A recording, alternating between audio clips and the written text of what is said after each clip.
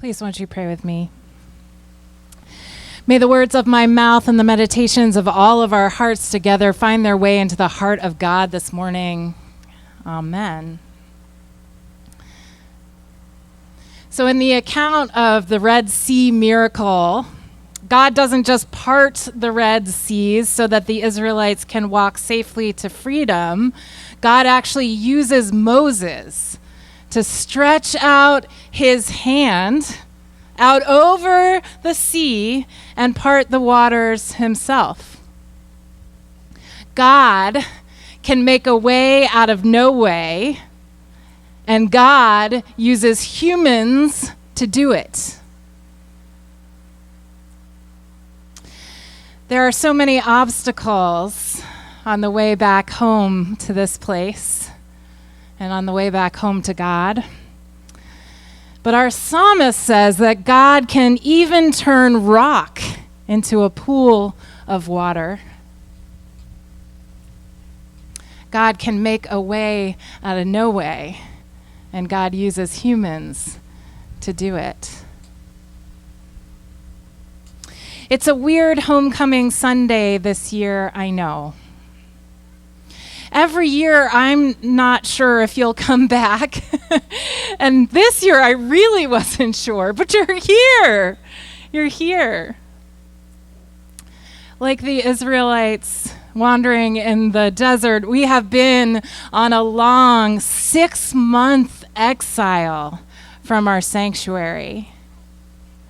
We have been lost on a rather solitary journey between the world as it was and the world as it could be.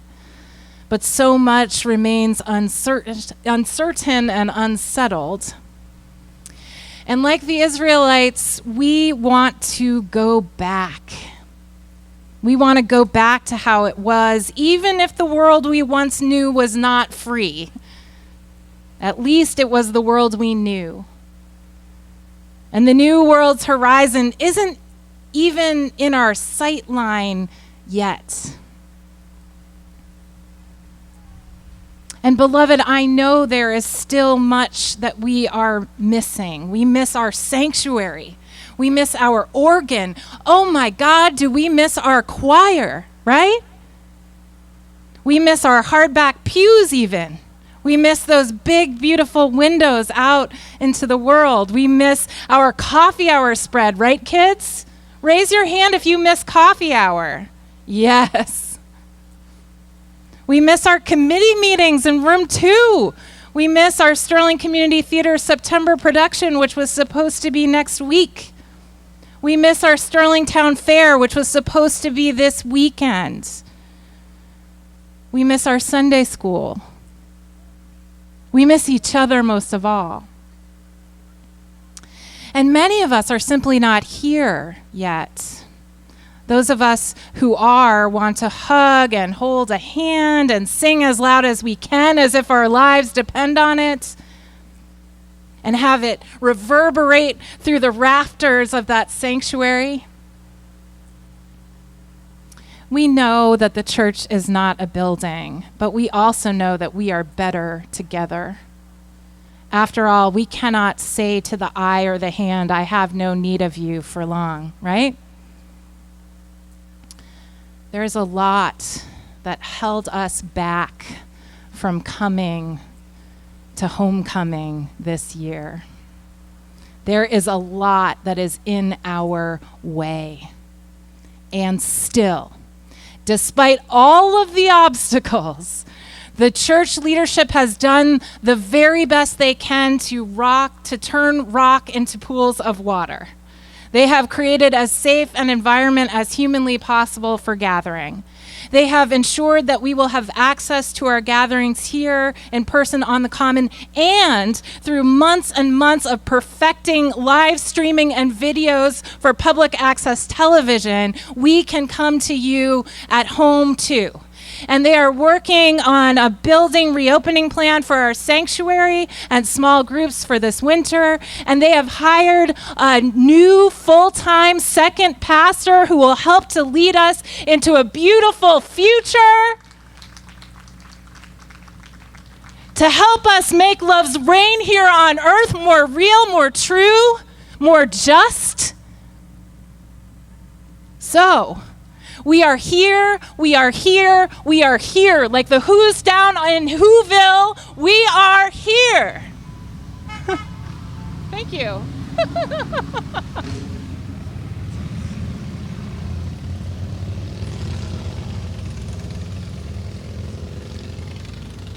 It's like our motorcycles let out the big old yop, right? God can make a way out of no way. God can use humans to do it. Yesterday, did you all know that there's a market in Sterling now on Saturdays, right in this parking lot, right here, the town hall parking lot? I just found this out yesterday. And I was so excited that I could just shop in my backyard, because as most of you know, I live right there.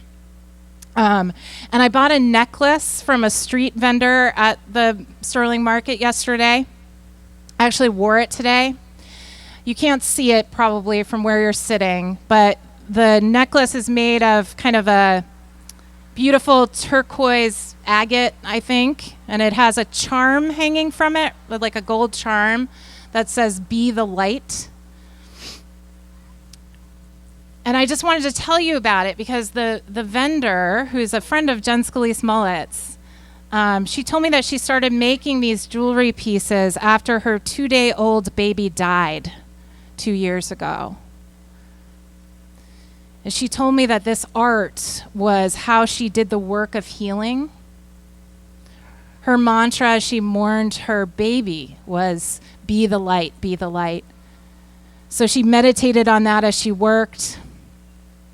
And so her art, these rocks itself, is a prayer for healing and for wholeness.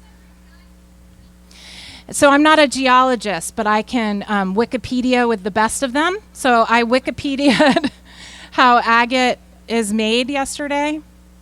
If you are a geologist, please don't judge me on this. This is just what Wikipedia said. It turns out that it is derived from both volcanic and metamorphic rocks. And metamorphic rocks are sedimentary and igneous rocks that have been transformed by pressure and heat or an intrusion of fluids, right? Water.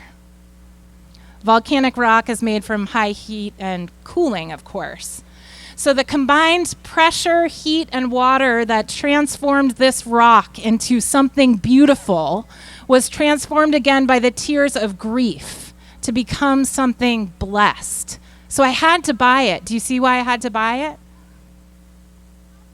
It's not a diamond, but it is the most beautiful and priceless piece of jewelry in my collection. Do you know what I mean? God works like that. God transforms chaos into order so that the conditions for life and love can flourish. God can turn rock into water and water back into dry land. So the fight between Pharaoh and God in the Exodus account in the Red Sea miracle is not just a war between a tyrannical ruler and a beneficent God, between good and evil. It is a conflict between chaos and order, between destruction and creation. Like God did in Genesis and Exodus, this grieving mother also created order from her chaos. She created light from her darkness. She created beauty from her brokenness. She created life where death was once there. God will make a way out of no way. God will use humans to do it. Margaret Atwood says, "Water does not resist, water flows.